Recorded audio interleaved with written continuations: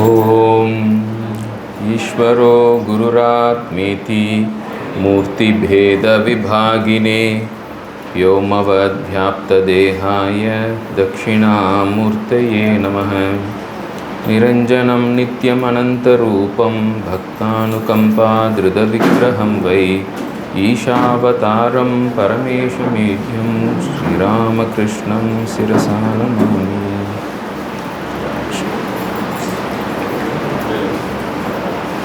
இங்கே இருக்கிற எல்லாருக்கும் என்னுடைய வணக்கங்கள். நம்ம யோகிராம் சூரத்குமாரோட ஜெயந்தி விழா சிறப்பாக எல்லா இடத்துலையும் கொண்டாடுறாங்க. திருவண்ணாமலையில் கொண்டாடிட்டு இருக்காங்க, அருப்புக்கோட்டையில், சிவகாசியில், எல்லா ஊர்லேயும், அதுக்கு தமிழ்நாட்டிலையும் சரி, இந்தியா முழுக்கையும், உலகம் முழுக்கவும் சொல்லலாம், இன்றைக்கி கொண்டாடிட்டுருக்காங்க. 2 நாளைக்கு முன்னாடி அந்த இதுக்கு நட்சத்திர பூஜை கொண்டாடினாங்க. யோகிராம் சூரத்குமாரோட பிறந்த நட்சத்திரம். இன்றைக்கி வந்து டிசம்பர் 1ஆம் தேதி ஜெயந்தி விழா நிறைய இடத்துல கொண்டாடுறாங்க. இங்கே இந்த பூஜை நல்லா சிறப்பாக நடக்கிறது. பகவானோட அனுகிரகம். இப்போ உங்களுக்கு என்ன தேவை, உங்களுக்கு உரிய அது பகவான் வந்து உங்களுக்கு என்ன சொல்லணும்னு நினைக்கிறாரோ அதை சொல்கிறார். இப்போ இங்கே வந்து பஜனை பாடினாங்க. எல்லாருமே பகவானுடைய கருவிகள் தான். நான் இப்போ வந்து என்ன சொல்கிறேன்னா, இது ஒன்றும் நான் சொல்கிறதுன்னு நீங்கள் எடுத்துக்க வேண்டாம். சரி, நான் இங்கே முன்னாடி உட்காந்துருக்கேன், உங்களுக்கு பகவான் என்ன சொல்லணும்னு நினைக்கிறாரோ அந்த வார்த்தையை என் வாயில் பகவான் போடுறாரு, அவ்வளோதான். அது எல்லாம் அவருக்கு தான் சமர்ப்பணம் எல்லாமே. இப்போது வாழ்க்கைனா என்ன, அது பற்றி கொஞ்சம் நம்ம சிந்திச்சு பார்க்கலாம், கொஞ்சம் நம்ம ஆராய்ச்சி பண்ணி பார்க்கலாம். இப்போ அடுத்து எவ்வளோ நேரம், ஒரு அரை மணி நேரம், 1 மணி நேரம். அதுக்கப்புறம் உங்களுக்கு என்ன கேள்வி இருந்தாலும் கேட்கலாம். அது ஆன்மீகத்தினாலும் சரி, இல்வாழ்க்கையினாலும் சரி, என்ன கேள்வினாலும் நீங்கள் கேளுங்க. முடிஞ்ச வரைக்கும் பதில் சொல்கிறதுக்கு நான் முயற்சி பண்ணுறேன். இப்போது வாழ்க்கைனா என்ன, இப்போ நமக்கு வாழ்க்கையில் என்ன வேணும், இப்போ யார்கிட்டனாலும் வாழ்க்கையில் என்ன வேணும் அப்படின்னு கேட்டோம்னா, யாருனாலும், அதாவது சின்னவங்கனாலும் சரி, பெரியவங்கனாலும் சரி, பணக்காரங்கனாலும் சரி, ஏழைனாலும் சரி, அது ஒரு இல்லறத்தில் இருக்கிறவங்கனாலும் சரி, துறவியாக இருக்கிறவங்கனாலும் சரி, யார்கிட்டனாலும் உங்களுக்கு என்ன வேணும் வாழ்க்கையில் அப்படின்னு கேட்டோம்னா, எல்லாரும் சொல்கிற ஒரே ஒரு பதில் தான், நிம்மதி வேணுங்க. மனசில் நிம்மதி வேணும்.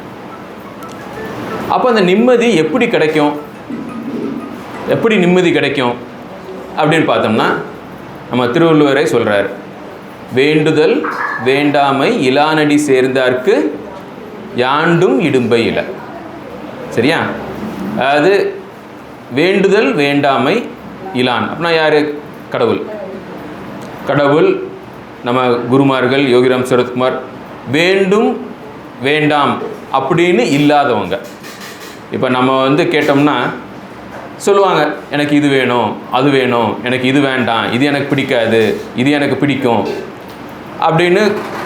அதாவது ஒரு சராசரி மனிதன் வந்து வேண்டுதல் வேண்டாமையை நாடி இருக்கிறாங்க. அதாவது ஒரு சாப்பாடு ஜாமானே எடுத்துட்டாலும், எனக்கு இது பிடிக்காது, அது பிடிக்காது, இது பிடிக்காது, அது பிடிக்காது, எனக்கு இது பிடிக்கும், அது பிடிக்கும். அதாவது அதில் ஆரம்பித்து வாழ்க்கையில் எத்தனையோ சந்தர்ப்பங்கள் நமக்கு வரும். அது எல்லா இதுலேயும் அந்த வேண்டுதல் வேண்டாமைன்றது ரொம்ப பலமாக இருக்கிறதுனால பிரச்சனை. அப்போது இப்போ இந்த குருமார்கள், இந்த ஞானிகள், இவங்கெல்லாம் நம்ம எப்படி இருக்காங்கன்னு நம்ம ஒன்று பார்த்தோம்னா, ரொம்ப அண்ணா வாங்க வாங்க உட்காருங்க, பார்த்தோம்னா அது ஒன்று, அதாவது காமன், எல்லா இதுலேயும் பொதுவாக இருக்கிறது என்ன அப்படின்னா, அவங்கெல்லாம் வேண்டுதல் வேண்டாமை இல்லாமல் இருக்காங்க. கடவுளும் அதே மாதிரி தான், வேண்டுதல் வேண்டாமை இலான் அடி சேர்ந்தார்க்கு யாண்டும் இடும்பை இல. இப்போது அப்படி தான் இருக்கணும். அதே மாதிரி வள்ளுவர் இன்னொரு குறளையும் சொல்கிறாரு அதே அதிகாரத்தில், தனக்கு ஓமை இல்லாதான் தாழ் சேர்ந்தார் கல்லால் மனக்கவலை மாற்றல் அரிது. அப்போ நம்ம எல்லாருக்கும் அதானே வேணும், நிம்மதி தானே வேணும். நமக்கு நிம்மதி எப்படி கிடைக்கும்? வள்ளுவரே சொல்லிடுறார், தனக்கு ஓமை இல்லாதார் தாழ் சேர்ந்தார் கல்லால் மனக்கவலை மாற்றல் அரிது. அப்போ அதில் நமக்கு இந்த பிரச்சனைக்குரிய தீர்வு ஏற்கனவே கிடைச்சாச்சு. அதாவது நம்ம நிம்மதியாக எப்படி இருக்கணும் அப்படின்னா கடவுளோட தாழ் சேரணும், அவ்வளோதான். கடவுளோட அடியில் நம்ம போகணும். இப்போ அடுத்து அது எப்படி போகிறது, இதை நம்ம வாழ்க்கையில் எப்படி நடைமுறைப்படுத்துறது, இதுதான் நமக்கு. அது ஏற்கனவே சொல்யூஷன் இருக்குது, ஆன்சர் இருக்குது. எப்படி நம்ம நிம்மதியாக இருக்கிறது அப்படின்றதுக்கு பதில் ஏற்கனவே கிடைச்சாச்சு. அதை நம்ம எப்படி வாழ்க்கையில் நடைமுறைப்படுத்துறது, அதுதான் அடுத்து நம்ம பார்க்க வேண்டியது. இப்போ நான் சொல்கிறது, இப்போ நான் உங்களுக்கு திருக்குறள்லேருந்து சொல்கிறேன். இதே இதுதான் பகவத்கீதையிலையும் இருக்கிறது, இதே தான் வேதத்துலேயும் இருக்கிறது. இப்போ யோகிராம் சரத்குமாரோட அவரோட சொற்கள் பார்க்கும்போதும் எல்லாத்துலேயும் அதே தான். அதாவது அந்த டீச்சிங் அது எல்லார் இடத்துலையும் அதே தான். இவ்வளோ தான். அதாவது நம்ம நிம்மதியாக இருக்கணும் அப்படின்னா நம்ம கடவுளுடைய பாதத்தில் அடி சேரணும். அது நம்ம வாழ்க்கையில் எப்படி நடைமுறைப்படுத்துறது? நம்மெல்லாம் ஒரு குடும்பத்தோடு இருக்கோம், வீட்டில் இருக்கோம், வீட்டில் சொந்தக்காரங்க எல்லோரும் இருக்காங்க, இல்லத்தவர்கள். அப்போது நம்ம எப்படி இருக்கிறது? அதுக்கும் வள்ளுவரே சொல்கிறார். என்ன சொல்கிறார்? அன்பும் அறனும் உடைத்தாயின் இல்வாழ்க்கை பண்பும் பயனும் அது. அவ்வளோதான். அதாவது அன்புனா என்ன அர்த்தம்? அன்புனா பாசம், கடவுளிடத்தில் பக்தி. அதாவது நம்ம வீட்டில் இருக்கவங்க கூட பக்தி வரும். அதாவது பக்தின்றது ரெண்டு இருக்குது, அதுக்கு அன்புன்றது ரெண்டு இருக்குது. ஒன்று மனுஷங்க கிட்ட வைக்கிற அன்பு, இன்னொன்று கடவுள் மேலே வைக்கிற அன்பு. நம்ம மனுஷங்க மேலே வைக்கிற அன்புக்கு பேர் பாசம்னு பேர், கடவுள் மேலே வைக்கிற அன்புக்கு பேர் பக்தின்னு பேர். இப்போது பாசத்தில் போய் நம்ம மாட்டிக்கிட்டோம்னா பக்தி வராது. அதாவது இந்த அன்பில் போய் நம்ம மாட்டிக்கிட்டோம்னா கடவுள் மேலே அன்பு வராது. ஆனால் கடவுள் மேலே நம்ம அன்பு வச்சோம்னா நம்ம இல்லத்தவர்கள் மேலே ஒரு சுயநலம் இல்லாத அன்பு வரும். அதாவது கடவுள் மேலே அன்பு இருந்தால் நம்ம வீட்டில் இருக்கவங்க மேலே அன்பு வராதுன்னு சொல்ல முடியாது. ஆனால் வீட்டில் இருக்கவங்க மேலே பாசம் இருந்துச்சுன்னா கடவுள் மேலே அன்பு வைக்க முடியாது. அதனால் நம்ம அந்த திருக்குறளில் அன்பும் அறனும் உடைத்தாயின் பண்பும் பயனும் அது அப்படிங்கிறத நம்ம எப்படி புரிஞ்சுக்கணும் அப்படின்னா, அதில் அன்புன்னு வர்றது பக்தி, கடவுள் மேலே இருக்கிற பக்தி, அது அன்பு. அன்பும் அறனும், அறன்னா என்ன? அறம் செய்ய விரும்பு, ஈகை விளக்கேல் எல்லாம் இருக்கு இல்லையா? அதாவது அடுத்தவங்களுக்கு உதவி செய்கிறது. அறம்ன்றது அடுத்தவங்களுக்கு உதவி செய்கிறது. அன்பும் அறனும் உடைத்தாயின் இல்வாழ்க்கை பண்பும் பயனும் அது. இதுதான் நம்ம வீட்டில், அதாவது ஒரு இல்லத்தார்களுக்கு நம்ம வாழ வேண்டிய முறை. அன்பு அறம். அன்புனா பக்தி, அறம்னா அடுத்தவங்களுக்கு உதவி செய்கிறது. இது ரெண்டு தான் அந்த பகவத்கீதைனாலும் சரி வேதமுறை எல்லாரோட சாராம்சம் இவ்வளோ தான். நம்ம என்ன பார்த்தோம்? முதல் நமக்கு வேண்டியது நிம்மதி. நிம்மதி எப்படி கிடைக்கும்? வேண்டுதல் வேண்டாமை இலானடி சேர்ந்தார்க்கு யாண்டும் இடும்பையில தனக்கு ஓமை இல்லாதான் தாழ் சேர்ந்தார் கல்லால் மனக்கவலை மாற்றல் அரிது. அந்த ரெண்டு குறள் பார்த்தோம். அப்போ நிம்மதி எப்படி கிடைக்கும்? நம்ம கடவுள்கிட்ட போய் கடவுளோட அடி சேர்ந்தால் நமக்கு நிம்மதி கிடைக்கும். கடவுள் அடி சேர்றதுனா என்ன அர்த்தம்? அதுக்குரிய விளக்கம் என்ன அப்படின்னா இந்த குறள், அன்பு அறம். இப்போது அடுத்து கொஞ்ச நேரத்துக்கு இந்த அன்புனா என்ன, அறம்னா என்னன்றதை இன்னும் கொஞ்சம் விரித்து பார்க்கலாம். இப்போ அறம் எடுத்துக்குவோம். அறம்னா என்ன? அடுத்தவங்களுக்கு உதவி செய்கிறது. ஒன்றும் இல்லைங்க, நல்லா மாங்குன்னு வேலை பாருங்க, அவ்வளோதான். வேலை பார்த்தாலே மனசில் நிம்மதி கிடைக்கும். அதாவது நான் இதுதான் செய்வேன், அது செய்ய மாட்டேன், நான் தான் செய்யணுமா, அவள் செய்ய மாட்டாளா, இந்த கேள்வியெல்லாம் வேண்டாம். முடிஞ்ச வரைக்கும் இருக்கிற வேலையை நம்ம செய்யணும். இதுக்காக நம்ம போய் இழுத்து போட்டு செய்ய வேண்டியதில்லை. நமக்குன்னு வர்ற வேலையை செய்யணும். வேலை செய்யாமல் இருந்தோம்னா மனசில் நிம்மதி இருக்காது. அது நல்லா எவ்வளோ வேலை செய்கிறோமோ அவ்வளோக்கோ நமக்கு நல்லது. அதுதான் அறம். அறம்னா என்ன? சுயநலம் இல்லாத வேலை, சுயநலம் இல்லாமல் சேவை, அடுத்தவங்களுக்கு செய்கிற சேவையை. அதுக்கு எதுக்காக பண்ணுறோம்? கடவுளுக்காக பண்ணுறோம். அதாவது இப்போ நம்ம வீட்டில் வந்து அப்பா இருக்காங்க, அம்மா இருக்காங்க, அத்தை, மகன், அவங்களோட மனசை சாந்திப்படுத்துறதுக்காக நம்ம வேலை செய்யலை. ஏன்னா எல்லாருக்கும் தெரியும் யார் மனசையும் நம்ம சாந்திப்படுத்த முடியாது, போதும்னு சொல்லவே மாட்டாங்க. அது நம்ம வீட்டில் இருக்கிற அப்பா அம்மாவாக இருக்கட்டும், நம்ம அத்தை மாமாவாக இருக்கட்டும், நம்ம பிள்ளைங்களாக இருக்கட்டும், போதும்னு அவங்க சொல்லவே மாட்டாங்க. அதுக்கு ஒரு எல்லையே கிடையாது. அதில் அவங்கள நான் திருப்திப்படுத்துகிறேன்னு நினச்சி நம்ம வேலை பார்த்தோம்னா அதுக்கு முடிவே கிடையாது. அது நடக்கவே நடக்காது. அந்த வழியில் நமக்கு நிம்மதி கிடைக்காது. பண்ணுற வேலையை கடவுளோட சந்தோஷத்துக்காக பண்ணணும். நான் என்ன பண்ணுனா கடவுள் சந்தோஷப்படுவார்.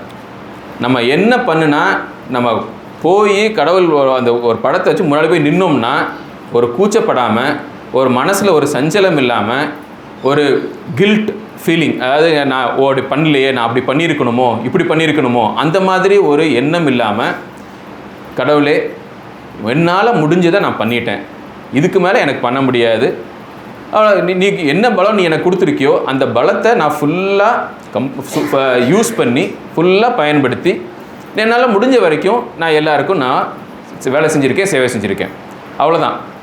அந்த ஒரு மன திருப்தியோடு நம்ம கடவுள் மாதிரி நிற்க முடியுமா? அது போதும். ஏன்னா மனுஷங்களை திருப்திப்படுத்தவே முடியாது. அதை நீங்கள் ஞாபகம் வச்சுக்கோங்க. மனுஷங்களை திருப்திப்படுத்தவே முடியாது. அது நீங்கள் அப்படி நினச்சிங்கன்னா வாழ்க்கையில் நிம்மதியே கிடைக்காது. பண்ணுறது எல்லாம் கடவுளோட திருப்திக்காக பண்ணணும். அதுதான் அறம். அது வந்து நம்மளாக தேடி போய் நான் அது பண்ணுறேன் இது பண்ணுறேன்னு கூட பண்ண வேண்டியதில்லை. நமக்கு என்ன பண்ணணுமோ அதை கடவுள் நம்ம வாழ்க்கையிலே கொடுப்பார். கஷ்டம் கொடுப்பார் கடவுள். ஆனால் அந்த அவர் கடவுள் கொடுக்குற கஷ்டம், கொடுக்குற வேலை எல்லாமே நம்ம செய்ய முடிகிறதா தான் இருக்கும். நம்மளை மீறி எதுவுமே கொடுக்க மாட்டார். அது ஒன்று ஞாபகம் வச்சுக்கோங்க. அதாவது நமக்கு வாழ்க்கையில் பிரச்சனை வரும். ஏன்னா பிரச்சனை இல்லாத வாழ்க்கை பயனற்றது, பிரச்சனை இல்லாத வாழ்க்கை போர் அடிக்கும். அதாவது நமக்கே என்ன சும்மா உட்காந்துருக்கோம், நம்மளை தெண்டச்சோறு மாதிரி இருக்கோம் அப்படின்னு இருக்கும். ஒரு பிரச்சனை வந்துச்சுன்னா, ஒரு வேலை செய்கிற மாதிரி இருந்துச்சுன்னா, சரி இது வந்துச்சு நான் செய்கிறேன், இவங்களுக்கு உடம்பு சரியில்லை நான் போய் ஹெல்ப் பண்ணுறேன், இவங்களுக்கு இது இல்லை. அப்போ நம்ம வாழ்க்கை வந்து அது பிரச்சனை வந்துக்கிட்டே தான் இருக்கும். அந்த வர்ற பிரச்சனையை நம்ம எதிர்கொள்கிறது, வர்ற பிரச்சனைக்கு நம்ம அதுக்குரிய நான் பரிகாரம் தேடுறது, அதுக்கு என்ன பண்ணணுமோ பண்ணணும், அவ்வளோதான். அதில் தான் வாழ்க்கையே இருக்குது. அப்போது அதில் வந்து ரெண்டு விதமானது. ஒன்று வந்து நம்மளே தேடி போகலைன்னா பிரச்சனை நம்மளே தேடி வரும். அப்படி இல்லை, நானாக போய் எல்லாருக்கும் நான் உதவி செய்கிறேன் அப்படின்னா நமக்கு பிரச்சனை வராது. அதாவது நமக்கு கர்ம வினைன்னு ஒன்று இருக்கும். சரி, ஒரு வயசானவங்களுக்கு நம்ம ஹெல்ப் பண்ணணும், ஒரு நோய்வாயுற்ற வயசானவங்களுக்கு ஹெல்ப் பண்ணணும் அப்படின்னு சொல்லி நமக்கு கர்ம வினை இருந்ததுன்னா அதுக்கு நம்ம நிறைய விதத்தில் பண்ணலாம். ஒன்று, நம்மளே போய் சோஷியல் சர்வீஸ் மாதிரி பண்ணலாம். சரி, வயசானவங்க ஆதரவற்றவர்கள் இருக்காங்க, அவங்களுக்கு போய் நான் வந்து சேவை செய்கிறேன், ஒரு முதியோர் இல்லத்தில் போய் சேவை செய்கிறேன் அப்படின்னா நம்ம கர்ம வினை அதிலே தீந்துடும். நம்ம அப்படி பண்ணலையா, அப்போ என்ன ஆகும்? சரி, நம்ம சுற்றத்தாருக்கு ஏதாவது பிரச்சனை வரும். அப்போ அவங்களுக்கு போய் நம்ம சேவை செய்கிறதுலையாவது நமக்கு அந்த அந்த அந்த கர்மவினை தீரணும். அப்படி நம்ம சுற்றத்தாரும் நோய்வாய்ப்பட்டு இருக்காங்க, அவங்களுக்கும் போய் நம்ம ஒன்றும் பண்ணலை அப்படின்னா அப்போ என்ன ஆகும்? கர்மவினை எப்படி போகும்? நமக்கே வரும். இப்படி தான். அதாவது நம்மளாக போய் சேவை செஞ்சோம்னா நம்ம கர்ம வினையெல்லாம் அதிலே தீந்துடும். அதுக்கு தான் அந்த ஆசிரமத்தில் எல்லாம் போய் நம்ம எல்லாம் சேவை செய்கிறது. இப்போ எல்லாம் இங்கே வர்றீங்க, வந்து ஏதாவது வாலண்டியர்ஸ் வந்து இங்கே பெருக்கி தள்ளி கழுவி பண்ணுவாங்க. அப்போ அதில் வந்து நிறையா கர்ம வினையெல்லாம் அதிலே போயிடும். இதே மாதிரி அங்கே எங்கேயாவது போய் ஒரு 4 பேருக்கு ஹெல்ப் பண்ணுறது, அதுதான் அறம். அறம்னா என்ன? அடுத்தவங்களுக்கு சேவை செய்கிறது. சுயநலம் இல்லாமல் அடுத்தவங்களுக்கு சேவை செய்கிறது. அப்படி நம்ம பண்ணலை அப்படின்னா அதெல்லாம் எப்படி நம்ம பண்ணி தான் ஆகணும். அப்போ நம்ம வாழ்க்கைக்குள்ளேயே வந்துடும். அப்போ நமக்கு வந்து பெரிய பாரமாக தெரியும் அது. அப்படி அதை தவிர்க்கணும் அப்படின்னா நம்மளாக போய் நம்ம சேவை செய்யலாம். இதில் தான் அந்த சேவையில் இருக்க சூக்ஷ்மம். அறம் செய்யணும். அறம் செய்கிறதுனால நமக்கு என்ன கிடைக்கும் அப்படின்னா இந்த வாழ்க்கையில் இருக்கிற ஏற்றத்தாழ்வுகளை ஏற்றுக்கிறதுக்குரிய மனப்பக்குவம் வரும். அறம் செய்கிறதுக்குரிய பலன் என்ன அப்படின்னா வாழ்க்கையில் வர்ற ஏற்றத்தாழ்வுகளை ஒத்துக்கிற, அதை ஏற்றுக்கிற, அதை எதிர்நோக்குகிற மனபலம் நமக்கு கிடைக்கும். அதுதான் அறத்தோட பலன். அது வந்து அதுக்கு பேர் தான் சித்த சுத்தி அப்படின்னு பேர். மனசில் நமக்கு மன சுத்தமாக இருக்கும் அப்படின்னா சித்த சுத்தி, மனசுத்தி அப்படின்னு என்ன அர்த்தம்னா அது வாழ்க்கையில் இருக்கிற ஏற்றத்தாழ்வுகளை நமக்கு எதிர்நோக்க முடியும். புரியுதா? இப்போ அந்த அறம் நம்ம பண்ணி நிறைய பேருக்கு எல்லாருக்கும் நல்லா மாங்க நல்லா வேலை பார்த்து எல்லாருக்கும் ஹெல்ப் பண்ணி அப்படி நம்ம பண்ணோம்னா அந்த மனசு வந்து ஒரு பக்குவமாக இருக்கும். அந்த பக்குவப்பட்ட மனசு இறைவனுக்கு அர்ப்பணிக்கிறதுக்கு தயாரான மனசு. அப்போ பக்தி வந்து ஆட்டோமேட்டிக்காக வரும். அப்போ பக்தி வந்து இன்னொரு இது. பக்தினா என்ன? கடவுள் யார் அப்படின்னா நம்ம பகவானே அடிக்கடி சொல்கிறார், this entire world is God. இந்த உலகம்தான் கடவுள். இந்த உலகத்தில் இருக்கிற எல்லா ஜீவராசிகள் எல்லாம் சேர்ந்தது கடவுள். இப்போ விஷ்ணு சகஸ்ரநாமத்தில் நாமம் கடவுள் விஷ்ணுவுக்கு 1000 நாமம் சொல்லியிருக்காதுல. அதில் நாமம் என்ன அப்படின்னா விஸ்வம், உலகம். இந்த உலகமும் கடவுளும் வெவ்வேறு கிடையாது. இந்த உலகம்தான் கடவுள், கடவுள் தான் இந்த ரூபத்தில் நம்ம முன்னாடி இருக்கிறார். நம்ம முன்னாடி இருக்கிற ஒவ்வொருவங்களும் கடவுள் தான். நம்ம ஒவ்வொருவங்களுக்கும் நம்ம பண்ணுற சேவை கடவுளுக்கு போய் சேரும். இது எல்லா மதத்துலேயும் இந்த கோட்பாடு இருக்குது. அதாவது இந்த உலகமும் கடவுளும் வித்தியாசம் கிடையாது. இந்த உலகம்தான் கடவுள், கடவுள் தான் இந்த உலகத்தோட வடிவத்தில், இந்த உலகத்தில் இருக்கிற எல்லா ஜீவராசிகளோட வடிவத்திலையும் நம்ம முன்னாடி இருக்கார். அப்போது பக்தி அப்படின்னா என்னென்னா இந்த உலகம் எல்லாரும் நல்லா இருக்கணும், இந்த எல்லாரும் அதை வந்து இப்போது ஒரு வடிவத்தை சொல்லலாம். இப்போ வந்து நம்ம வந்து ஆகஸ்ட் 15 நம்ம என்ன பண்ணுறோம், நம்ம வந்து ஆகஸ்ட் 15 நம்ம பாரத மாதாவுக்கு, இந்தியாவுக்கு நம்ம ரெஸ்பெக்ட் கொடுக்கணும், ஒரு மரியாதை செலுத்தணும் அப்படின்னு வச்சுக்கோங்க. இந்தியா எங்கே இருக்குது? எல்லா பக்கமும் இருக்குது. இங்கிட்டும் இந்தியா தான், வடக்க தெற்க எல்லா பக்கமும் நம்ம இருக்கிறத சுற்றி எல்லாமே இந்தியா தானே. அப்போ இந்தியாவுக்கு நம்ம மரியாதை செலுத்தணும்னா எப்படி மரியாதை செலுத்துறது? நம்ம என்ன பண்ணுறோம், ஒரு கம்பு நட்டி அதில் ஒரு கொடியை வச்சு கீழே ஒரு பாரத மாதா சிலையை ஒரு படம் ஒன்று வச்சு அதுக்கு பூ போடுறோம். அதே மாதிரி தான் நம்ம பண்ணுறோம். இங்கே பகவான் வந்து எல்லா இடத்துலையும் இருக்கார், எல்லா பக்கமும் இருக்கார். ஆனால் பகவானுக்கு நம்ம எப்படி மரியாதை செலுத்த முடியும்? அப்போ அதுக்கு ஒரு உருவம் வச்சு அந்த உருவம் மூலமாக நம்ம பகவானுக்கு மரியாதை செலுத்துகிறோம். எப்படி நம்ம ஒரு கொடிக்கம்பை நட்டி கொடி ஏற்றி பாரத மாதா ஃபோட்டோ வச்சு நம்ம பூ போட்டு நம்ம நாட்டுக்கு, நம்ம தேசத்துக்கு நம்ம மரியாதை செலுத்துகிறோமோ, அதே மாதிரி எல்லா இடத்துலையும் இருக்கிற பகவான், எல்லா இடத்துலையும் இருக்கிற இறைவனுக்கு நம்ம எப்படி மரியாதை செலுத்துகிறோம் அப்படின்னா அதுக்கு இப்படி ஒரு படம் வச்சுருக்கோம். அதனால் இப்போது பகவானுக்கு நம்ம பூ போடுறது வந்து இந்த உலகத்துக்கே பூ போடுற மாதிரி. அதான் இப்போ நம்ம இது இருக்கு இல்லையா, இந்த கதை இருக்குல்ல, அதுக்கு நாரதர் வந்து ஒரு மாம்பழத்தை கைலாசத்துக்கு கொண்டு போய் கொடுத்தார். கொண்டு போய் கொடுத்து என்ன பண்ணார், அவர் வந்து எல்லாருக்கும் தெரியல அந்த கதை, கொடுத்து இந்த ஞானப்பழம் கொடுத்தாரு. கொடுத்து வந்து நாரதர் சொன்னார், இது வந்து ஞானப்பழம், இதை வந்து நான் சாப்பிட்றத விட ஈஸ்வரா நீங்கள் சாப்பிட்டா நல்லதுன்னு சொல்லி சிவன்கிட்ட கொடுத்தார்.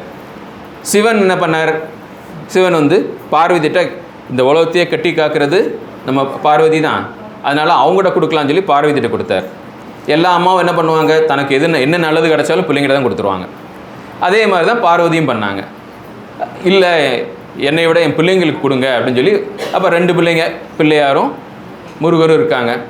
அப்போ என்ன பண்ணாங்க, அப்போது பழத்தை 2ஆக கட் பண்ணி 2 பாதி கொடுக்கலாம் அப்படின்னா நாரதர் இல்லை இந்த பழத்தை முழுசாக தான் சாப்பிடணும். ஏன்னா அப்போ பாதி ஞானம் ரொம்ப ஆபத்தானது. அது ஞானம்னா முழுசாக இருக்கணும், சும்மா பாதி மட்டும் தெரிஞ்சால் ஆபத்தானது. இப்போது ஒரு ட்ரெயின் இருக்குது, ட்ரெயின் வந்து குருவாயூர் எக்ஸ்பிரஸ் கன்னியாகுமரி எக்ஸ்பிரஸ் போகுது, கன்னியாகுமரி வரைக்கும் போகும்னு தெரியும். எத்தனை மணிக்கு போகும் அது தெரியாதே, அது வந்து பயனும் கிடையாது. அது ஒன்று தெரிஞ்சதுன்னா முழுசாக தெரியணும், அப்போனா தான் அதுக்குரிய பலன் உண்டு.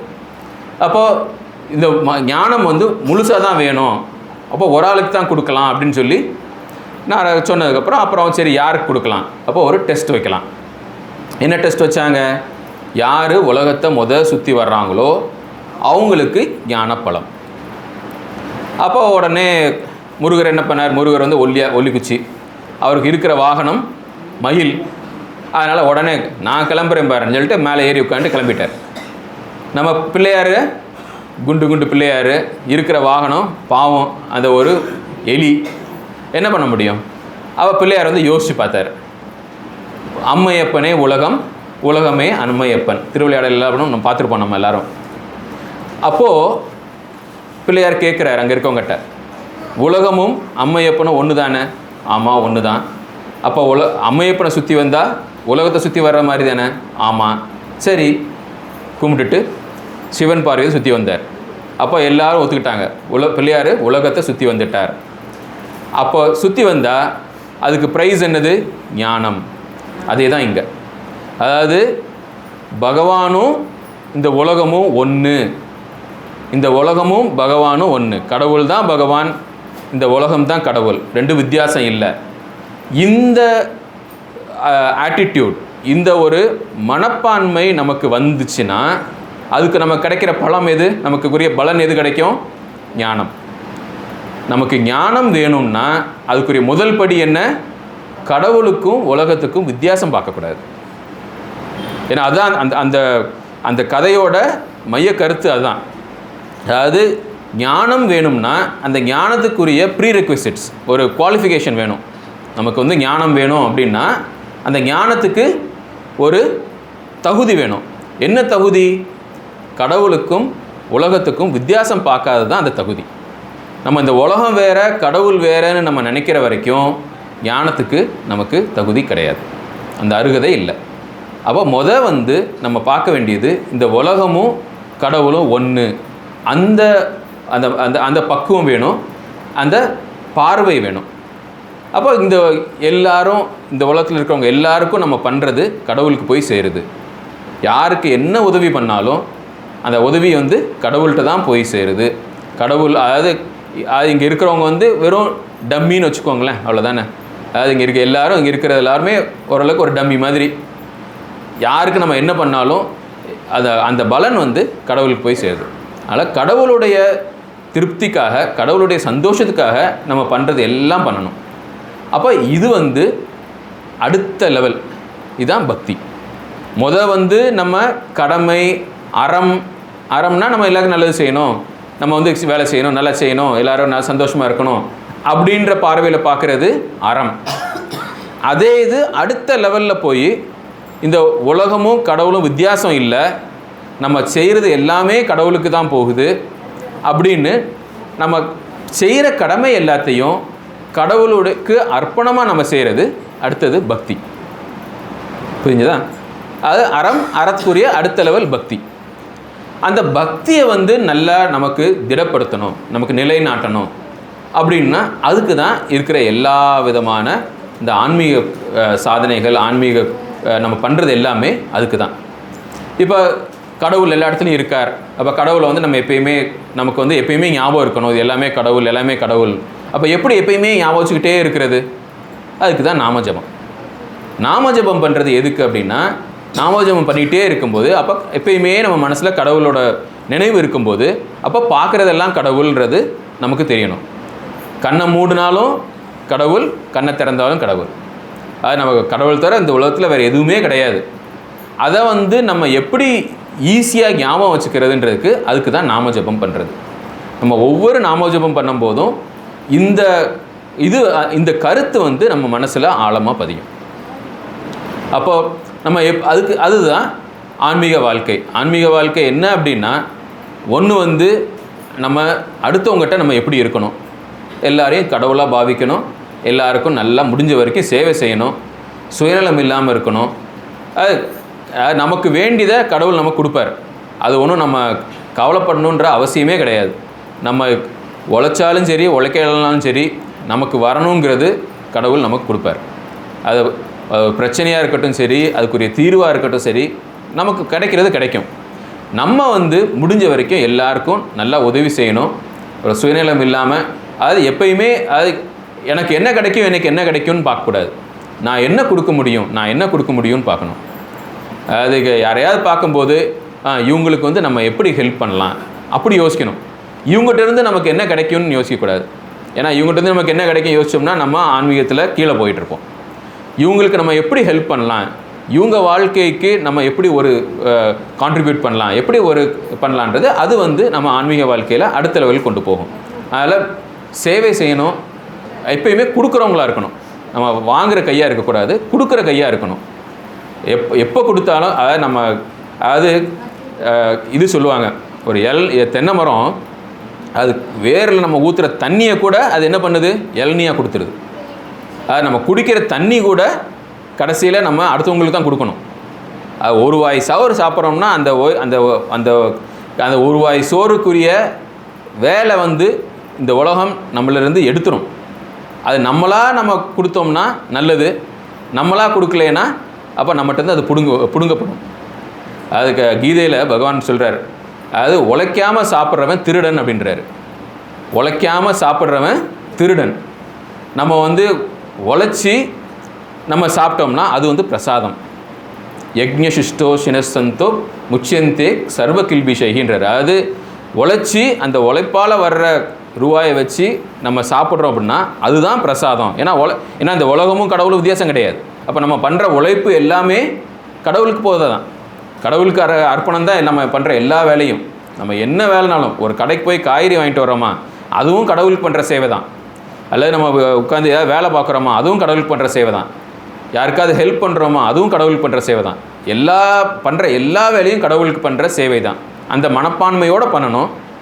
அப்படி பண்ணி அப்போ நம்ம சாப்பிட்டோம்னா அது பிரசாதம். அது தமிழில் தெண்டைச்சோறு அப்படின்பாங்க. அந்த தெண்டைச்சோறாக இல்லாமல் இருக்கணும். அது முடிஞ்ச வரைக்கும் நம்ம வேலை பார்க்கணும். அது இந்த வேலை அந்த வேலைன்னு கிடையாது. அது இந்த உலகத்துக்கு எப்படியாவது நம்ம ஏதாவது கான்ட்ரிபியூஷன் பண்ணணும். அப்போது நம்ம ஒரு பிளேட்டில் சாப்பாடு வச்சுட்டு உட்காந்தோம்னா அப்பாடா இன்றைக்கி நான் சாப்பிட்றது அதுக்கு இது ஒர்த்து, இது நான் இந்த சாப்பாட்டுக்கு நான் உரிமைப்பட்டவன் அப்படின்ற ஒரு மன நிம்மதி இருக்கணும். அப்போனா அந்த சாப்பாடு பிரசாதம் அப்படின்றாரு கீதையில். யக்ஞசிஷ்டோ ஷனசந்தோ முச்சியந்தே கர்ம கில்பிஷைகி. அப்படி இருக்கிற சாப்பாடு நம்மளை சுத்தப்படுத்தும், நம்ம மனசை சுத்தப்படுத்தும், நம்ம உடம்பை சுத்தப்படுத்தும். அப்போ அதுதான் அறம். அறம்னா என்ன அப்படின்னா அடுத்தவங்களுக்கு முடிஞ்ச வரைக்கும் ஹெல்ப் பண்ணணும். அப்போ நமக்கு சரி நம்ம இந்த உடம்பை காப்பாற்றுறதுக்கு கொஞ்சம் சாப்பிட வேண்டியிருக்கும். சரி ஓரளவுக்கு ஒரு ஐஸ்கிரீம் கொஞ்சம் ஓரளவுக்கு நம்ம என்டர்டெயின்மெண்ட்டும் பண்ணிக்கலாம். ஆனால் நம்ம ஒவ்வொரு தடவை நம்ம ஒரு என்டர்டெயின்மெண்ட் போகும்போதும் கொஞ்சம் நம்ம அக்கௌண்ட்டில் புண்ணிய அக்கௌண்ட்லேருந்து கொஞ்சம் குறையுதுன்றதை நாங்கள் ஞாபகம் வச்சுக்கணும். அது வேண்டாத எதையும் பண்ணக்கூடாது. இப்போது நான் சொன்னேன் இது அறம். அன்பு அடுத்தது லெவல் பக்தி. அப்போது பக்தி இந்த உலகத்தில் இருக்க எல்லாமே கடவுள் தான் அப்படின்னு நினச்சி பண்ணுறது. அந்த பக்தியை நமக்கு எப்படி திடப்படுத்துறது அப்படின்றதுக்கு தான் நம்ம பண்ணுற பூஜை நாமஜபம் எல்லாமே.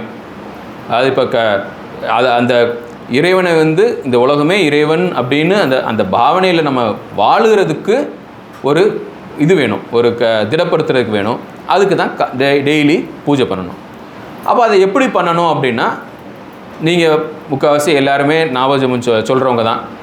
அதாவது யோகிராம் சூரத்குமார் நாமம் எடுத்துக்கலாம், அல்லது உங்களுக்கு பிடிச்ச எந்த நாமனாலும் எடுத்துக்கலாம். ஃபஸ்ட்டு நீங்கள் ஒரு இஷ்ட தெய்வம் நீங்கள் பார்த்துக்கோங்க.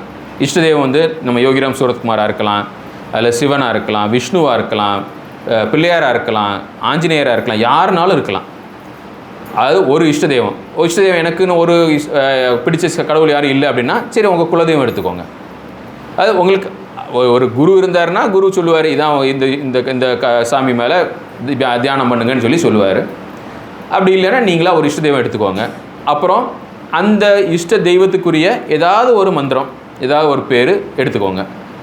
இப்போ நம்ம யோகிராம் சரத்குமார்னா யோகிராம் சரத்குமார் யோகிராம் சரத்குமார் யோகிராம் சரம் ஜெயகுரு ராயா, அல்லது ஹரே ராம ராம ராம ஹரே ஹரே, அது மாதிரி ஓம் ஸ்ரீராம் ஜெயராம் ஜெய் ஜெயராம், ஏதாவது ஒரு அந்த நீங்கள் எந்த இஷ்டத்தையும் எடுத்துருக்கீங்களோ அதுக்குரிய ஒரு நாமத்தை எடுத்துக்கோங்க.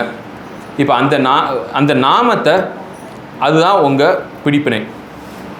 அதாவது முடிஞ்ச வரைக்கும் அந்த நாமத்தை சொல்லிகிட்டு இருக்கணும், அவ்வளோதான். அது காலையில் நம்ம தூங்கிட்டு இருக்கும்போது கண்ணை திறக்கிறதுக்கு முன்னாடி நம்ம முழிச்சிட்டோன்னு ஒரு ஞாபகம் வரும் இல்லையா? கண்ணை கூட திறந்துருக்க மாட்டோம், நம்ம இருக்கோம் அப்படின்னு ஒரு ஞாபகம் வரும். அப்போ இருந்து நாமம் சொல்ல தான் ஆரம்பிக்கணும். கண்ணை திறக்கிறதுக்கு முன்னாடி ஃபஸ்ட்டு நாமம் சொல்ல ஆரம்பிக்கணும். அப்புறம் தான் கண்ணை திறக்கிறது, பெட்டை விட்டு இறங்குறதெல்லாம். ஃபஸ்ட்டு நம்ம இருக்கோன்னு நமக்கு எப்போ ஒரு பிரக்ஞை ஒரு இது வருதோ அப்போ இருந்து நாமம் சொல்ல ஆரம்பிச்சிருங்க. அட்லீஸ்ட் ஒரு நிமிஷம் 2 நிமிஷம் நாமம் சொல்லிவிட்டு அதுக்கப்புறம் கண்ணை தரங்க. அதுக்கப்புறம் பெட்டை விட்டு இறங்கி போய் பல் தேய்க்கிறது அதெல்லாம் பண்ணலாம்.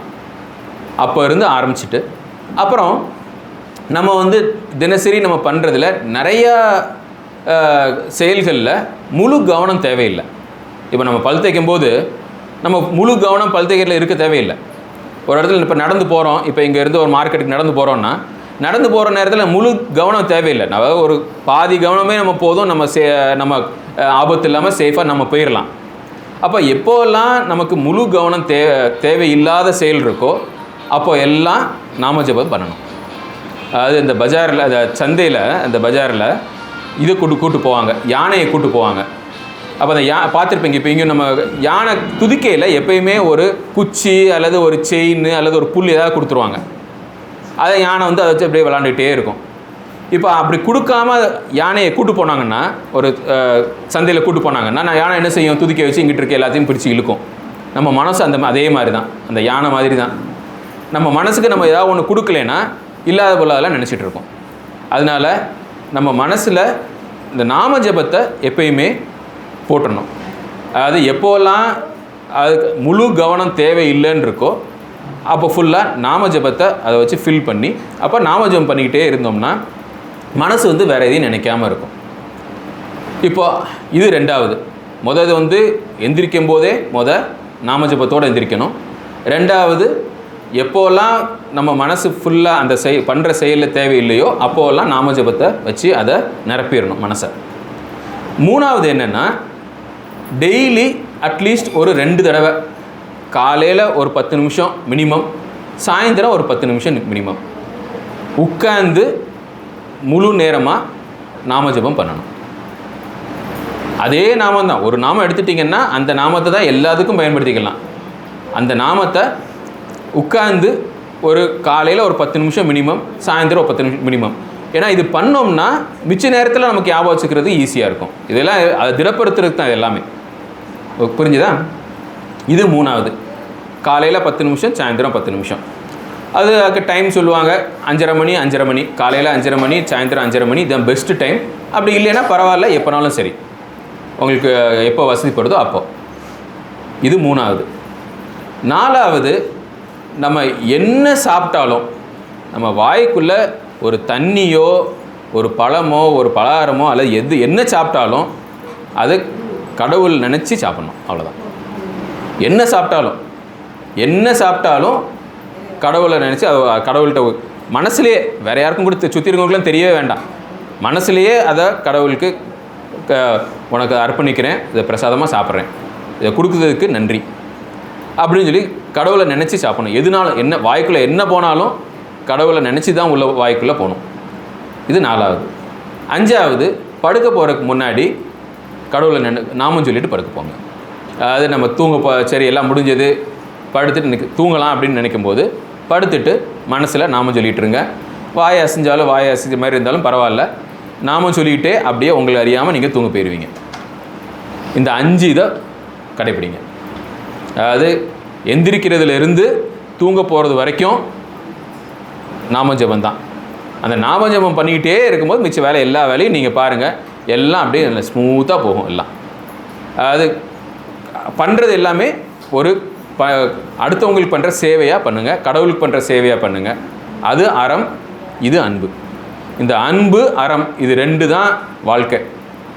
அறம்னா எல்லாருக்கும் பண்ணுற சேவை. அன்புனா பக்தி. அந்த கடவுள்கிட்ட பக்தி இருந்துச்சுன்னா ஆட்டோமேட்டிக்காக எல்லாரு கூடயும் அன்பு வந்துடும். ஏன்னா நம்ம வந்து வீட்டில் இருக்கோம், நமக்கு அப்பா அம்மாவை கொடுத்தது யார்? கடவுள் தான். நம்ம பிள்ளைங்களை யார் கொடுத்தா? கடவுள் தான். அப்போ அதை நம்ம பிள்ளைக்கு நம்ம பண்ணுறோன்னு இதை விட கடவுள் நமக்கு இந்த பிள்ளையை கொடுத்துருக்காரு. அப்போ இந்த பிள்ளைக்கு நம்ம இது பார்த்துக்கிறோம். அதாவது கடவுளுக்கு பண்ணுற சேவையாக நம்ம குடும்பத்தவங்களுக்கெல்லாம் நம்ம பண்ணுற ஹெல்ப்பெல்லாம் பண்ணிக்கலாம். ஆனால் பண்ணுறது எல்லாமே கடவுளுக்கு பண்ணுற ஒரு சேவையாக பண்ணணும். இதுதான் அன்பும் அறனும் உடைத்தாயின் இல்வாழ்க்கை பண்பும் பயனும். அது வாழ்க்கையில் நிம்மதியாக இருக்கிறதுக்கு இதுதான் வழி.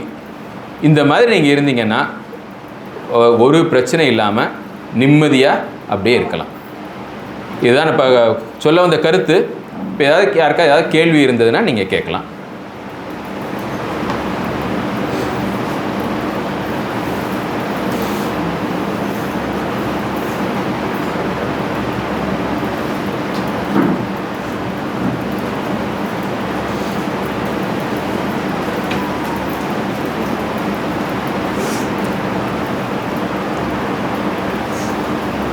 ஏதாவது கேள்வி இருக்கா? ஆன்மீக வாழ்க்கையாக இருந்தாலும் பரவாயில்ல, குடும்ப வாழ்க்கையாக இருந்தால் பரவாயில்ல, எதுனாலும் கேட்கலாம்.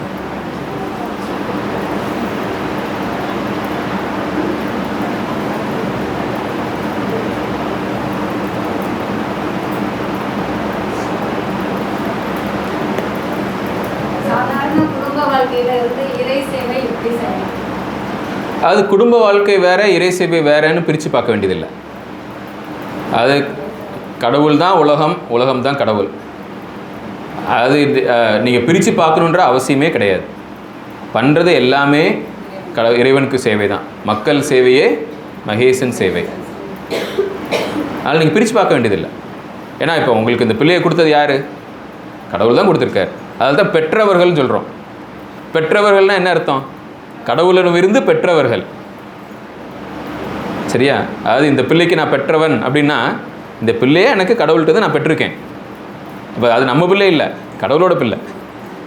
ஏன்னா இப்போது நான் பிள்ளையை பார்த்துக்கிறேன் அப்படின்னு நம்ம பெருமைப்பட முடியாது.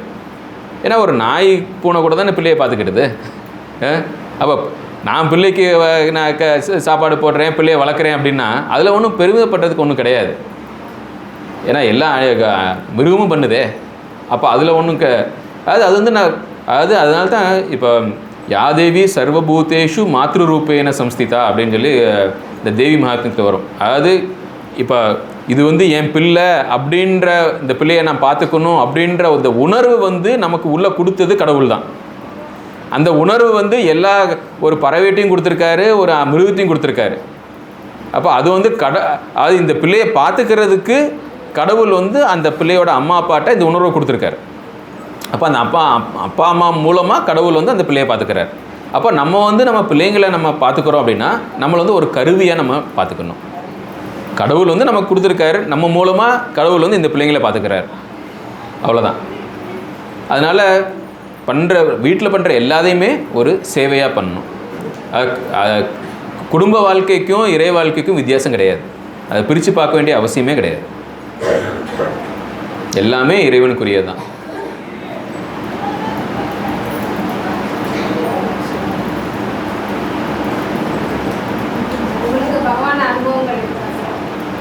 பகவான் அனுபவங்கள் ரொம்ப இல்லை. நான் எப்படியோ 10 வயசு இருக்கும்போது பகவானை ஒருக்க போய் பார்த்துருக்கோம். திருவண்ணாமலையில் சந்நிதி தெருவில் போய் பார்த்துருக்கோம்.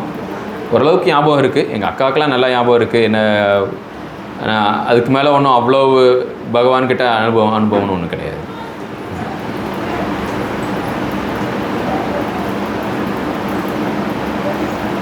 ரொம்ப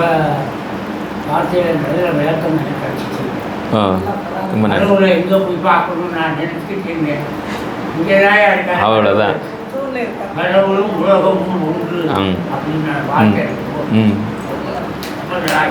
ரொம்ப நல்லது. ஒரு 5 நிமிஷம் நாமம் சொல்லிட்டு பிடிக்குமா?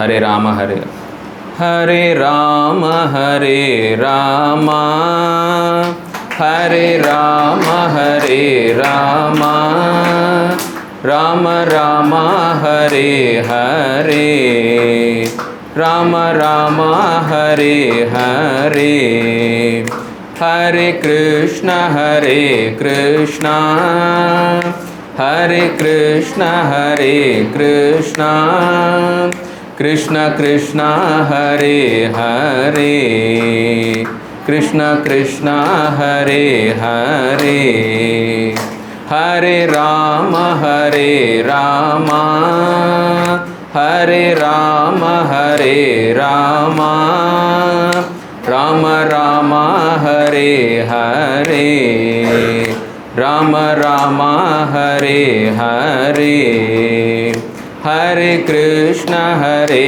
கிருஷ்ண, ஹரே கிருஷ்ண ஹரே கிருஷ்ண, கிருஷ்ண கிருஷ்ண ஹரே ஹரே, கிருஷ்ண கிருஷ்ண ஹரே ஹரே. கோபிகா ஜீவனஸ்மரணம் கோவிந்தா கோவிந்தா.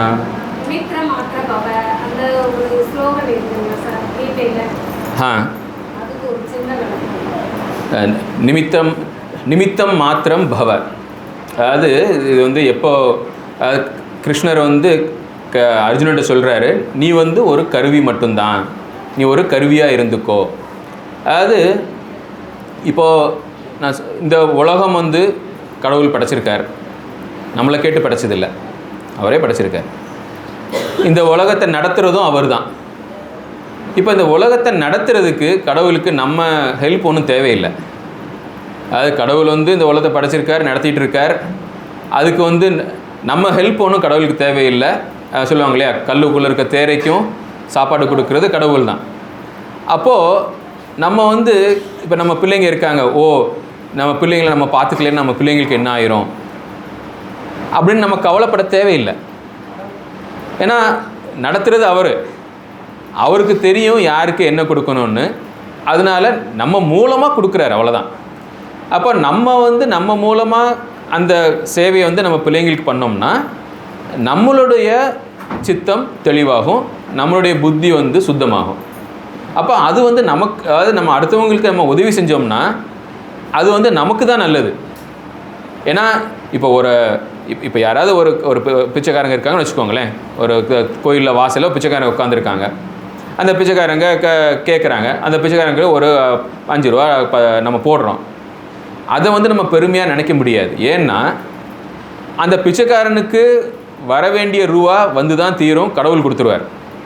அது நம்ம வழியாக தான் கொடுக்கணும்னு சொல்லி அவசியம் கிடையாது. நம்ம கொடுக்கலனாலும் வேறு யாராவது கொடுப்பாங்க. ஏன்னா கொடுக்குறது அவன் தான், கொடுக்குறது கடவுள். அது நம்ம மூலமாக கொடுக்கலாம், நம்ம கொடுக்கலன்னா வேறு யார் மூலமாக கொடுத்துட்டு போயிடுவாங்க. அப்போ அவங்கவுங்களுக்கு கிடைக்கிறது கிடைக்கும். ஏன்னா கடவுள் இந்த உலகத்தை நடத்திட்டு இருக்காரு. அது நம்ம இந்த உலகத்தை நடத்துறதுக்கு கடவுளுக்கு நம்மளுடைய உதவி தேவையில்லை. இது நமக்கு முதல் நல்லா புரியணும். இந்த உலகத்தை நடத்துறதுக்கு கடவுளுக்கு நம்ம உதவி தேவையில்லை. நம்ம உதவுறோமோ இல்லையோ, நம்ம எதாவது பண்ணுறோமோ இல்லையோ, இந்த உலகம் அது பேசாமல் போயிட்டு தான் இருக்கும். ஏன்னா கடவுள் வந்து உலகத்தை நடத்திட்டு இருக்கார். இப்போ இதில் நம்ம வந்து நம்மளை இன்வால்வ் பண்ணோம்னா, நம்மளே இதில் நம்ம மூலமாக எதாவது பண்ணோம்னா அது வந்து நமக்கு நல்லது. இப்போது ஒரு லைன்ஸ் கிளப்போ ஒரு ரோட்டரி கிளப்போ ஏதோ வச்சு ஒரு அன்னதானம் பண்ணிக்கிட்டு இருக்காங்க. அப்போ சரி போய் நம்ம சர்வீஸ் பண்ணலாம், சரி நான் வந்து சாப்பாடு பரிமாறுறேன் அப்படின்னு சர்வீஸ் பண்ணலாம். இப்போ நம்ம பண்ணலன்னு வச்சுக்கோங்களேன், வேறு யாராவது பண்ணுவாங்க, அவ்வளோதான். நடக்கிறது நடந்துகிட்டு தான் இருக்கும். ஆனால் இப்போ நம்ம போய் பண்ணோம்னா அது நமக்கு நல்லது. அதனால நமக்கு மனசு சுத்தமாகும், நமக்கு ஒரு பக்குவம் வரும். அதனால் நம்ம பண்ணுற எல்லா காரியங்களும் அது நம்மளை நம்பி இல்லை, கடவுளுக்கு தெரியும் யாருக்கு என்ன கொடுக்கணும்னு. ஆனால் நம்ம மூலமாக அது நடந்தது அப்படின்னா அது நமக்கு நல்லது. இதுதான் நிமித்திரம் மாத்திரம் பவ. அதாவது நீ ஒரு கருவி தான், நீ ஒரு கருவியாக இருந்துக்கோ. சும்மா உட்காந்துருக்காத, எல்லாம் கடவுள் பார்த்துக்குவார், அவர் பண்ணிக்குவார் அப்படின்னு சொல்லி சும்மா உட்காந்துருக்கூடாது. ஏன்னா சும்மா உட்காந்துருந்தா நமக்கு தான் நஷ்டம். வேலை பண்ணலைன்னா நமக்கு தான் நஷ்டம். நம்ம வேலை பண்ணோம்னா நமக்கு தான் லாபம். நம்ம எவ்வளோக்கோ வேலை பண்ணுறோமோ அவ்வளோக்கோ நமக்கு நல்லது. அதனால் நம்ம ஒரு நிமிஷம் கூட வீணாகாமல் சும்மா இல்லாமல் வேலை பார்த்துக்கிட்டே இருக்கணும். ஏன்னா அதுதான் நமக்கு நல்லது. ஆனால் நம்மளால் தான் வேலை நடக்குதுன்னு நம்ம நினைக்கக்கூடாது. அதுதான் நிமித்தம் மாத்திரம் பவ அப்படின்னு சொல்லி பகவான் சொல்கிறார்.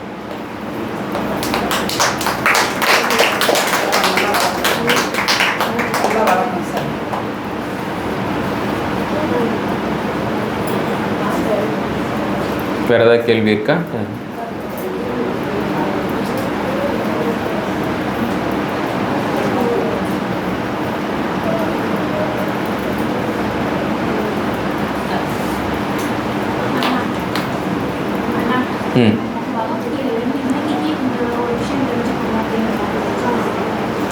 அதாவது இப்போ நம்ம இன்றைக்கி எடுத்துட்டோம் இல்லையா, அன்பும் அறனும் உடைத்தாயின் இல்வாழ்க்கை பண்பும் பயனும் அது கீதையில் இருக்கிற ஸ்லோகத்துடைய, அது திருக்குறளில் இருக்கிறது எல்லாமே, ஒவ்வொரு திருக்குறளும் அதுக்குரிய கீதை இருக்குது. கீதையில் ஒவ்வொரு ஸ்லோகம் இருக்குது.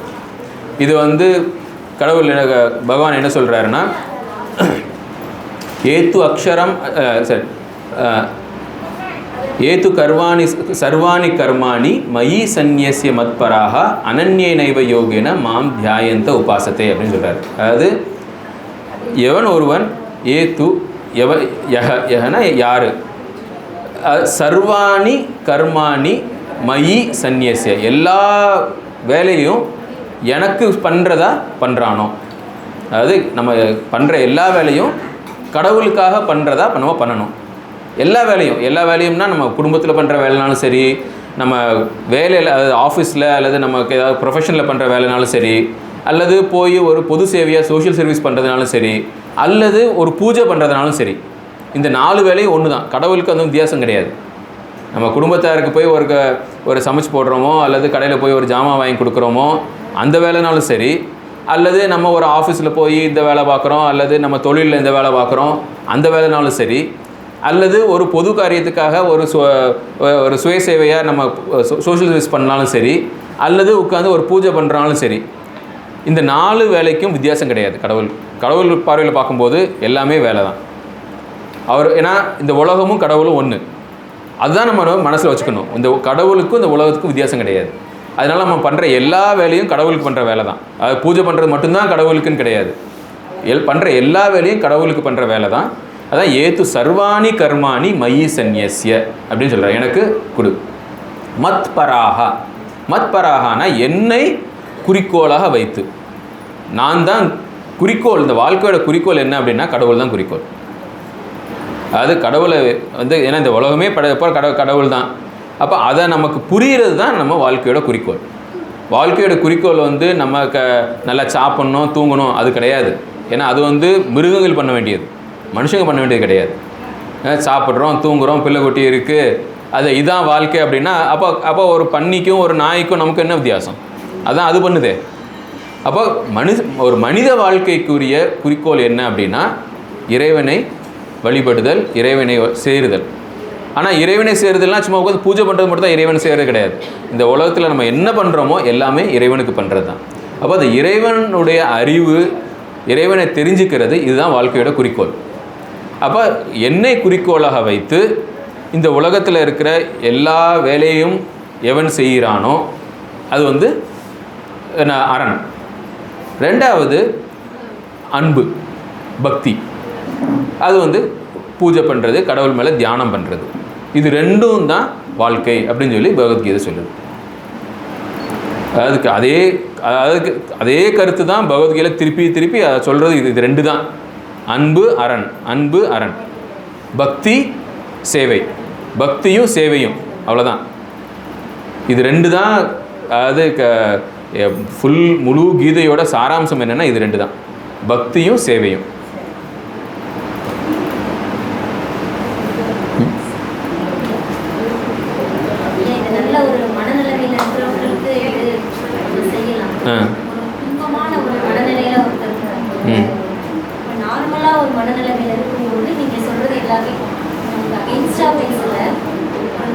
அமைதியான மனிதர்கள் இருக்கும்போது நம்ம செய்யறது எல்லாமே அதை அக்செப்ட் பண்ணிக்கலாம். ஆனால் நமக்கு ஒரு தன்னை ஒரு துன்பம் வரும்போது இந்த அளவுக்கு செய்ய முடியுமான்னு எனக்கு ஐயம் கிடையாது. அந்த நிலைமைக்கு மனநிலைமை நமக்கு வரணும். அது வர்றது கொஞ்சம் கஷ்டமா இருக்கும். அதுக்கு தான் நாமஜபம். அதாவது எல்லாத்துக்கும் தீர்வு நாமஜபம் தான். நாமஜபம் ஒரு அந்த சில்வர் புல்லட் அப்படின்பாங்க, ராமபானம். அதாவது அதுக்கு எதிர்த்து எதுவுமே கிடையாது. என்ன துன்பம்னாலும் சரி, அது ஒரு மனதளவுனாலும் சரி, அல்லது வெளி உலக அளவுனாலும் சரி, எல்லா இதுக்கும் உரிய ஒரே தீர்வு நாமத்தை ஜபிக்கிறது, நாம ஜபம். அது உங்களுக்கு மனநிலை சரியில்லையா, அப்போ நிறையா பண்ணணும். அப்போ தான் நாம ஜபம் நிறையா பண்ணணும். மனசுக்குள்ளே பண்ண முடியலையா, சத்தமாக வாய் விட்டு நல்லா நாம ஜபம் பண்ணுங்கள். அது இல்லை பக்குவப்படு, நீங்கள் அதை பற்றி கவலையே படாதீங்க. மனசு பக்குவப்படணும்னு நம்ம உட்காந்து வெயிட் பண்ணிகிட்டு இருக்க முடியாது. அதாவது நம்ம மனசு கஷ்டமாக இருக்குது, சரி சத்தமாக நாமஜபம் பண்ணுங்கள். ஒரு 10 நிமிஷம் 20 நிமிஷம் 30 நிமிஷம் பண்ணுங்கள். அது அப்போ தான் நமக்கு தேவை. அது நோய் இருக்கும்போது தானே மருந்து தேவை. அது மிச்ச டைமில் விட்டமினாக இருக்கிறதும் நாமஜபம் தான். நோய் இருக்கும்போது அதுக்குரிய தீர்வை மருந்தாக இருக்கிறதும் நாமஜபம் தான். அப்போது எனக்கு இப்போ இன்றைக்கி மனசு சரியில்லை அப்படின்னா அன்றைக்கி தான் நாமஜபம் நிறையா பண்ணணும். மனசு அளவுக்கு பண்ணுற அளவுக்கு எனக்கு கான்சன்ட்ரேஷன் இல்லை, எனக்கு பண்ண முடியல அப்படின்னா பரவாயில்ல, சத்தமாக பண்ணுங்கள், அவ்வளோதானே. எனக்கு மனசு ஆனால் ஒட்ட மாட்டேங்குது, நான் சும்மா நாமம் பாடிட்டு இருக்கேன், ஆனால் என் மனசு பூரா என் பிரச்சனையில் தான் இருக்குது அப்படின்னா பரவாயில்ல, பிரச்சனையை நினச்சிட்டு இருக்கேன், அட்லீஸ்ட் வாயாவது நாமஜபம் பண்ணிகிட்டு இருக்கட்டும், அந்தளவுக்காவது பண்ணலாம். அதனால் எப்போல்லாம் மனசு பக்குவப்படலையோ அப்போ தான் நாமஜபம் நிறைய வேணும். அது நம்ம மனசு சாந்தியாக இருக்கிறப்போ மனசுக்குள்ளே பண்ணுங்கள், மனசு சாந்தி இல்லாமல் இருக்கிறப்போ வாய் விட்டு பண்ணுங்கள், அவ்வளோதான். ஆனால் அதுதான் தீர்வு.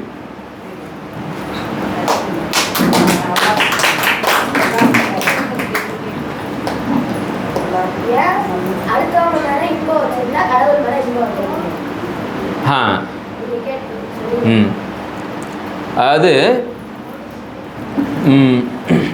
இப்போ கடவுள் நான் சொன்ன மாதிரி இந்த உலகம் பூரா அதுதான் கடவுள், புரிஞ்சுதா?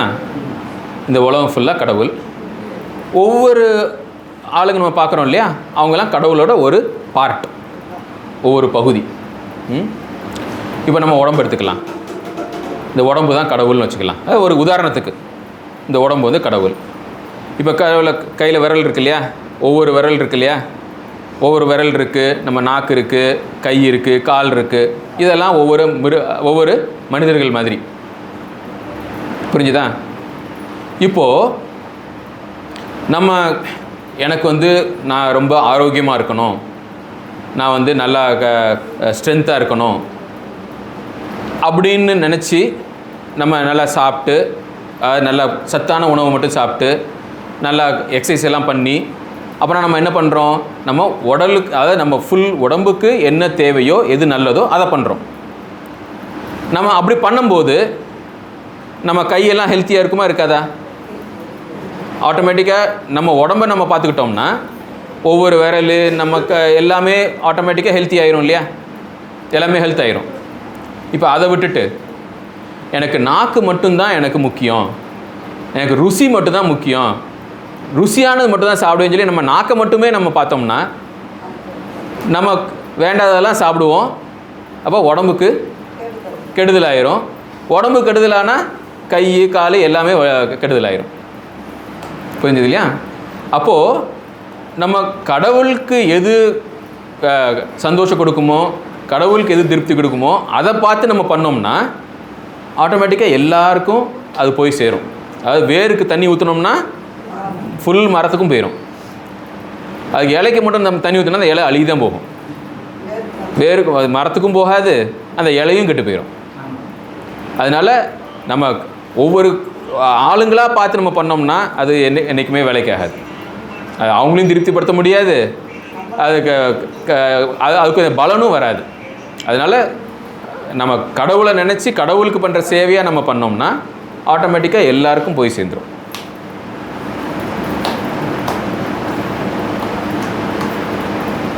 கடவுள் இந்த உலகத்தோட முழுமை, இந்த உலகம் முழுமை தான் கடவுள்.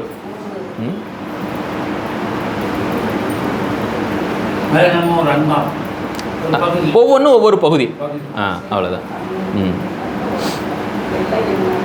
அது எல்லாருக்கும் பகவத்கீதையில் எல்லாருக்கும் ஸ்லோகம் மமை வாம்சோ ஜீவலூக்கே 15வது சாப்டரில் ஒரு 5-6 ஸ்லோகம் இதுதான். இந்த உலகமும் கடவுளும் ஒன்று தான். அது மாதிரி கீதையில் கொட்டி கிடக்கு ஸ்லோகம். அதாவது இந்த கடவுளும் உலகமும் ஒன்று அப்படின்றத அவ்வளோ ஸ்லோகம் கொட்டி கிடக்கு.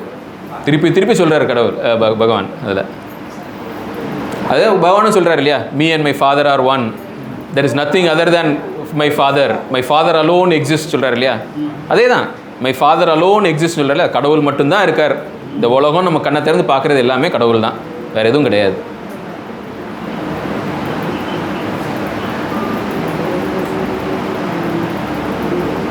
வேறு ஏதாவது கேள்வி இருக்கா?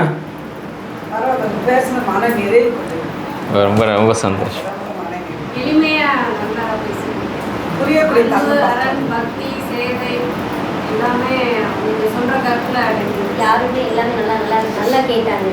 பரவாயில்ல.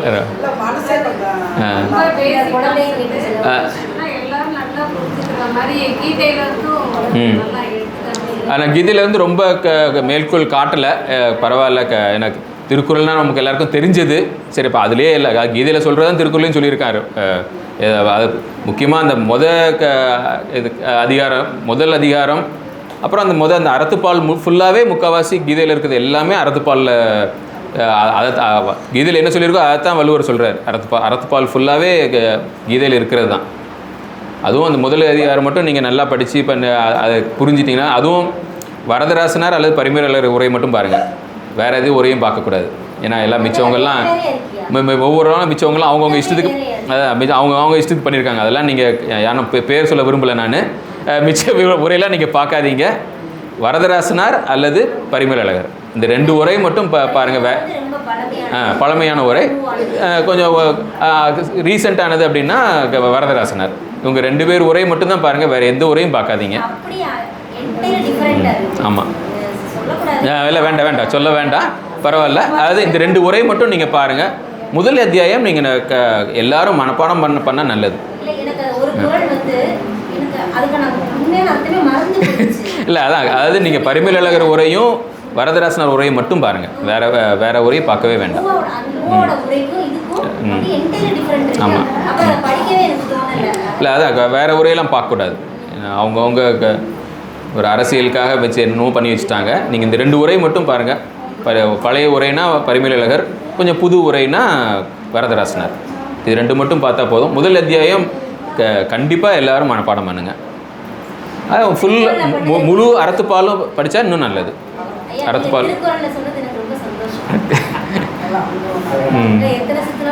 ஆமாம், அங்கே தான் அது வள்ளுவர் வந்து கீதையில் சொல்லியிருக்கிறதே தான் சொல்கிறாரு, ஒன்றும் வித்தியாசம் கிடையாது. ஆமாம், இல்லை அவர் சொல்கிறது அதான், அகர முதல் எழுத்துலாம் சொல்லும்போது இந்த உலகத்துக்கு கடவுள் தான், அதுவும் அதே தான், இந்த உலகமும் கடவுளும் ஒன்று தான். எனக்கு உங்களை பார்த்தா கொஞ்சம் பொறாமையாக இருக்கு. உங்களுக்கு இவ்வளவு திறமைகளையும் அறிவுகளையும் அந்த கடவுள் கொடுத்துருக்காரு. ஏன் அந்த கடவுள் எனக்கு கொடுக்கல? கேட்க வச்சிருக்காரு, சந்தோஷமா இருக்கு. ஆனால் உள்ள ஒரு பொறாமை வருது, இதெல்லாம் நம்ம கற்றுக்கலையே, நமக்கு தெரியலையே. நீங்களா எடுத்துக்கிட்டதா கடவுள் கொடுத்தாரு, எல்லாமே அவர் கொடுத்ததான். அதாவது இந்த உலகத்தில் ஒவ்வொருவங்களுக்கும் ஒவ்வொரு கடமை கொடுத்துருக்காரு கடவுள். அந்த கடமை பண்ணுறதுக்கு என்ன ஆற்றல் தேவையோ அதையும் அவரே கொடுப்பார். அதாவது இதில் வந்து நம்ம பொறாமப்படுறதுக்கோ வித்தியாசப்படுத்துறதுக்கோ கிடையாது. அதாவது உங்களுக்குன்னு இந்த உலகத்தில் ஒரு கடமை கொடுத்துருக்காரு. ஏன்னா பண்ணுறது எல்லாமே உங்கள் மூலமாக அவர் தான் பண்ணுறாரு, என் மூலமாக பண்ணுறதும் அவர் தான்.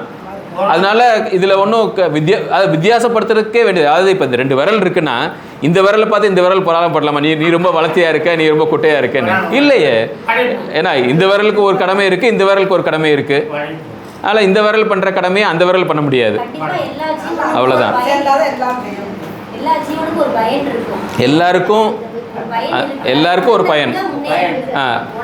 ஆமாம், அதாவது எல்லாருக்கும் கடவுள் வந்து ஒரு பயன், ஒரு கடமை வச்சுருக்காரு. அந்த கடமைக்கு என்ன தேவையோ அதுக்குரிய ஆற்றலை கொடுக்குறதும் அவர் தான். அந்த கடமையை பண்ணுறதுக்குரிய ஆற்றல், அவ்வளோதான். ஆமாம்,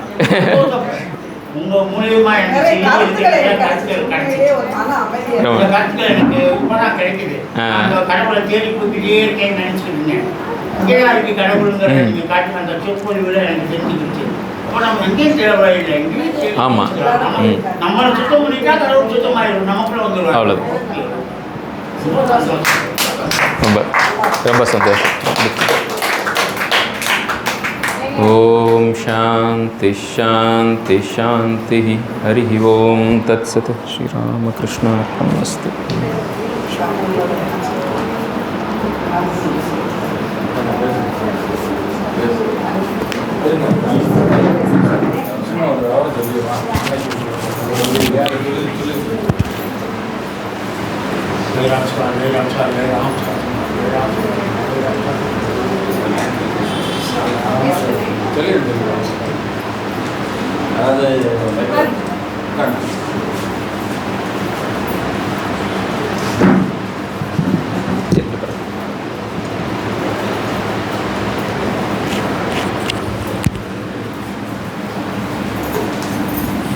பெங்களூர்லேருந்து இன்றைக்கி கோகுல்முத்து சார் வந்திருக்காங்க. சிறப்புரையாற்றுன்றது ரொம்ப சந்தோஷம். அவங்க வந்து ராமகிருஷ்ண மடத்தோட நெருங்கின தொடர்பு இருக்கிறதுனால அங்கேருந்து வந்து ஒரு சன்னியாசி பேசுனதாக தான் நான் இன்றைக்கி ஒரு மனநிறைவோடு இருக்கேன். தூங்கி எந்திரிக்க போகும்போது ஒரு இருப்பில் இருந்து வர்றோன்னு சொல்லி சொல்கிறாரு. அது வந்து ரமணருடைய சிந்தனை. இப்படி எல்லா ஞானிகளினுடைய ஒரு கலவையாகவும் இன்றைக்கி கோகுல்முத்து சார் வந்து நமக்கு வந்து ஒரு சத்சங்கம், சாது சங்கம் வந்து நமக்கு கொடுத்து நம்மளை எல்லாம் ஒரு நிறைவான உள்ளத்துக்கு சொந்தக்காரங்கள் ஆக்கியிருக்காங்க. அவங்களுக்கு நம்ம விருதுநகர் யோகிராஜ் சுரத்குமார் ராமசங்கத்து மூலமாக நிறைய தெரிவிச்சுக்கிறோம்.